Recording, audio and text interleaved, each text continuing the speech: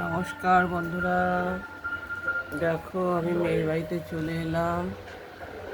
এই দেখো নাতনির খুব জ্বর, খুব শরীর খারাপ, কিছু খেতে পারছে না।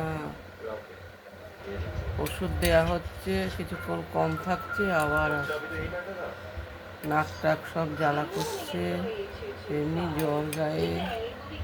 গরম জল খাচ্ছে বন্ধুরা।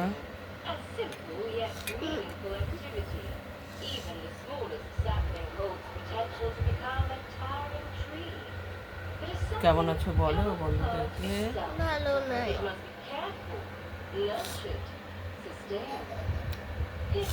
কিছু খাবা? খুবই শরীর খারাপ। ঠিক আছে বন্ধুরা, এখন রাখছি।